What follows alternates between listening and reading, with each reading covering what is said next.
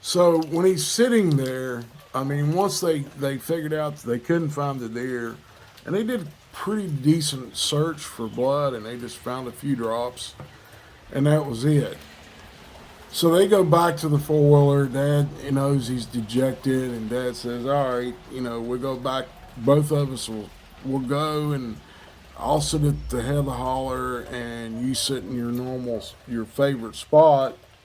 And if you see the deer, shoot it to kill it, and we'll get the deer out. It wouldn't be no big issue getting the deer out. It's just it would take them a little time. So they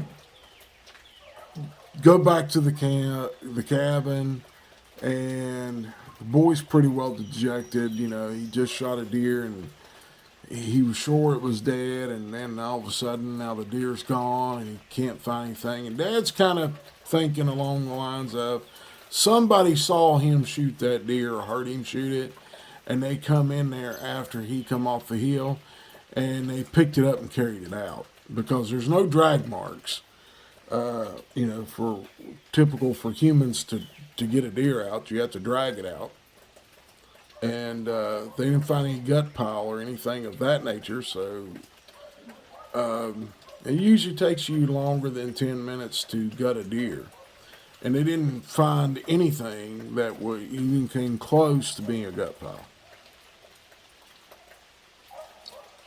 So they go back to that holler, and Dad goes to the head of the holler.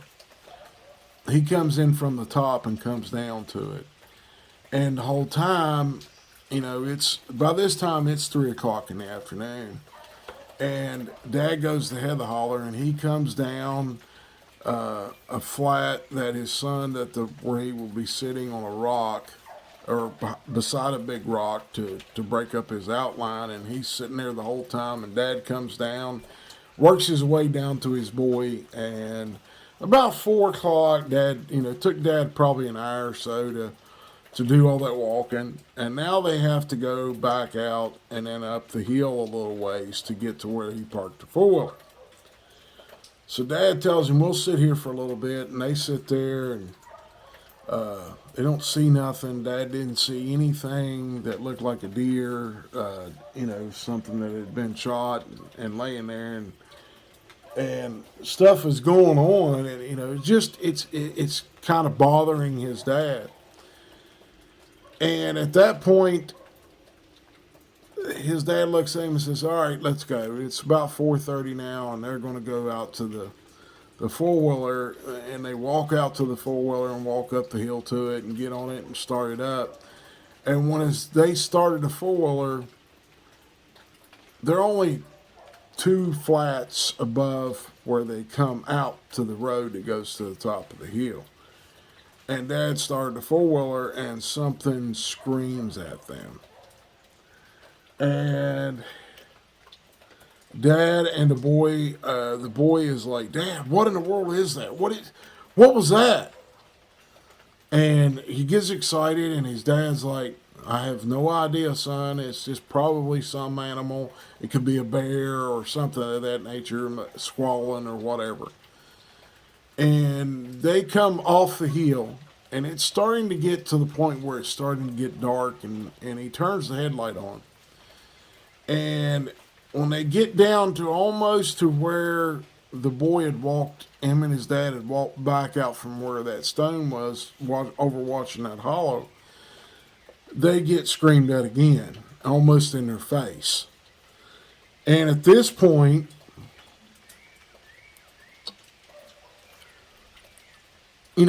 they're maybe 100 feet, 75, 100 feet from where this thing screamed at. And it steps out in the middle of the road. And the dad flips a high beam on the four wheeler, and it lights up this thing's face, and you can tell this creature is mad. I mean, it's PO'd beyond being PO'd. It's mad because they're there. It's mad because they have been, they interrupted it earlier in the day when it was, I guess, sleeping or whatever. It's mad. Dad says, "Look, make sure your gun's loaded. If this thing comes at us, empty your gun into it. Don't stop shooting until you have no more bullets in your gun, and by that time, I'll have my rifle reloaded and I'll be able to finish this thing off. He's got his son with him, so I understand, wanting to kill this thing because if it comes at him, I understand that. I mean, that's what I would do with my children, any of my kids, or my grandchildren.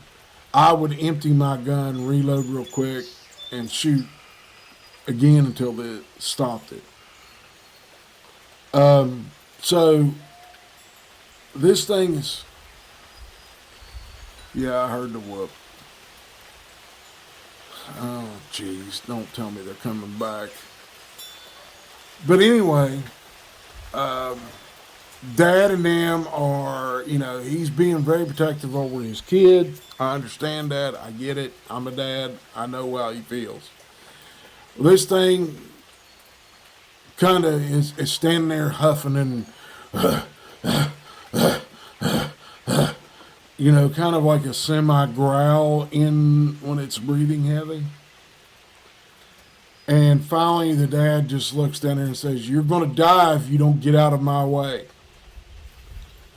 And this thing stops, kind of breathing real heavy, and it turns and walks to the other side of the road. Now, the dad tells him, "All right, you turn around on the back of the four-wheeler and hold on, but if this thing comes out, once we go past there, do not stop shooting it until it drops. I'll get us out of here as quick as we can."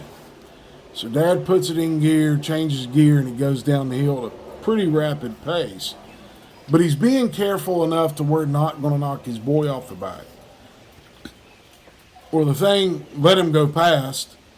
They get to the cabin, and when they get to the cabin, they hear it running off the hill towards their cabin.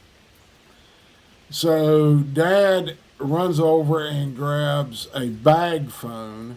Yes, in 2003, I know we had smartphones, but this gentleman still had a bag phone or a sat phone. I don't know which it was because I was not told, but he had a phone in the truck. He grabbed the phone out of the truck, his son went into the cabin like he told him, grabbed the phone, and he makes a phone call to one of his buddies that is hunting on some public ground nearby, and they go. He tells him he needs him to come there. They know where his place is.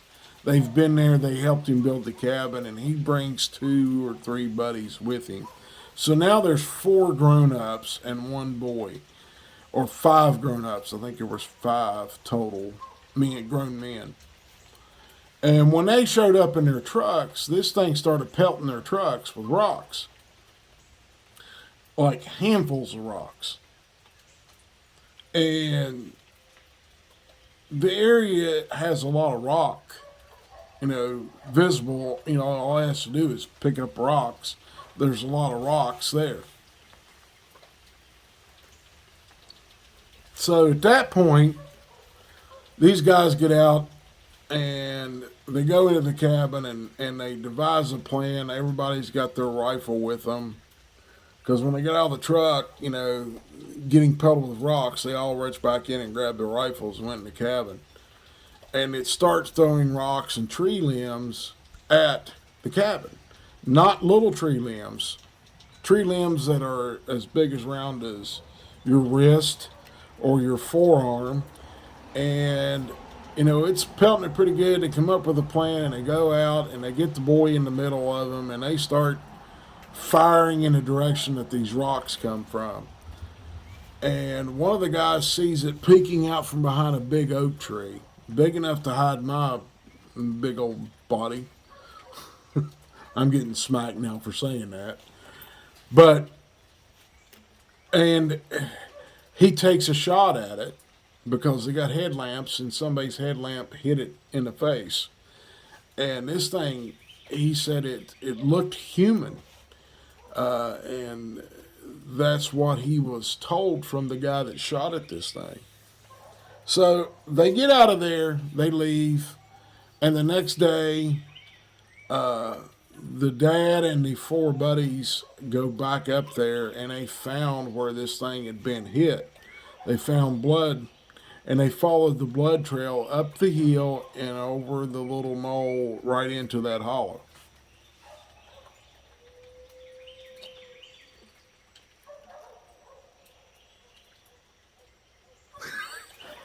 If you could see the look on my wife's face right now, evidently something just went, woo.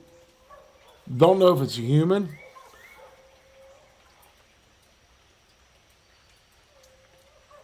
The dogs are going nuts. Yeah, the dogs are freaking out over it. So, anyway, let's finish this and then I'll deal with that issue. At that point, they go through here, they go and find this thing and it's laying there and it's in that hollow. It's pretty thick in there and they walk right up on it. It's pretty well injured. And they end up shooting this Bigfoot.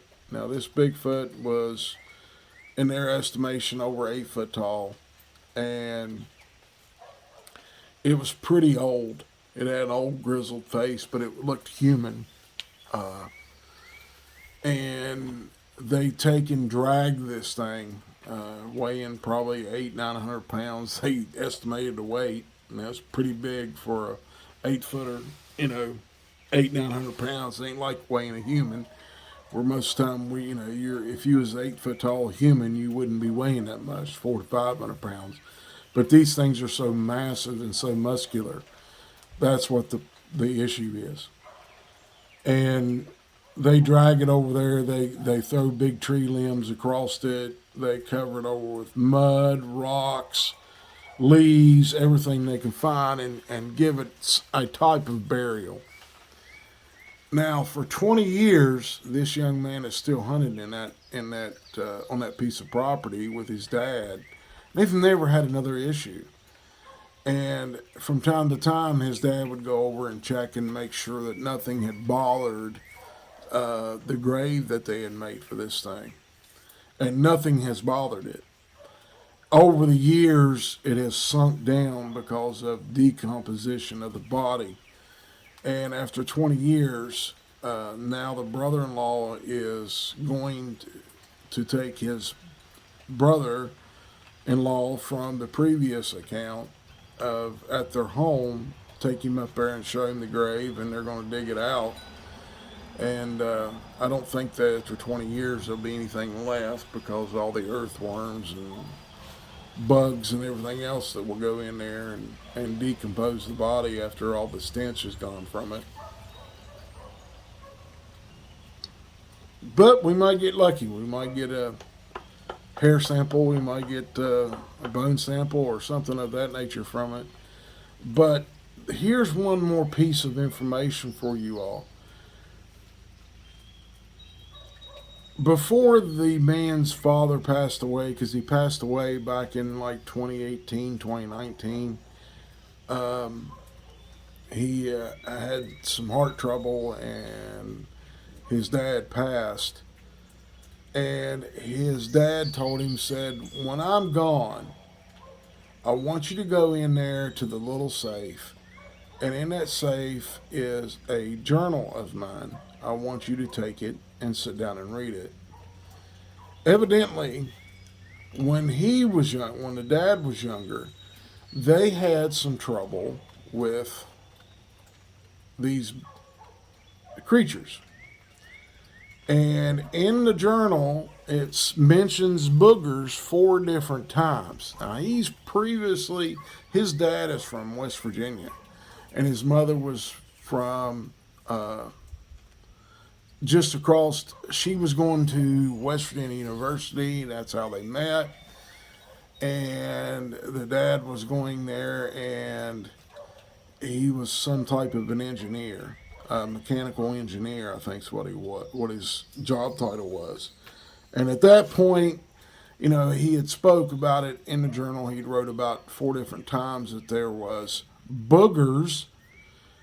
You know, is what his family called them. You know, that's a southern type term for Bigfoot, but it's used across the United States. And after all this is said and done, I hope that it helps these people to understand that these creatures are everywhere. You can't keep them from coming to your property. You can't keep them from all of a sudden showing up. They move around a lot. They are semi-nomadic. Some do set up house in places for long periods of time, but sooner than later they'll move out. Usually, unless there's just an abundance of food and they have no problems with it. But anyway, I hope you enjoy it. And I have a couple more accounts that I'm going to video today, and we're going to put them out. You know, maybe 2 this coming week. One on Monday. This one will be out Monday, and then maybe the second will be out by Saturday. And then after that, we'll probably put the third out. And then I have 2 more accounts that I will be doing on Discord next weekend, and they're pretty interesting. One of them is the next 2 accounts that'll be out on video. One of them is a few people that think they're druids. That one's pretty disgusting. And then the other one is almost as disgusting to me, about an experience 2 men had while they were in the woods up in New York, uh, on the Appalachian Trail. They're from New York, so I hope you enjoy these, and I hope you like them. And y'all have a blessed one. And we'll see you next time. This old bear signing out with Mrs. Bear. Bye bye.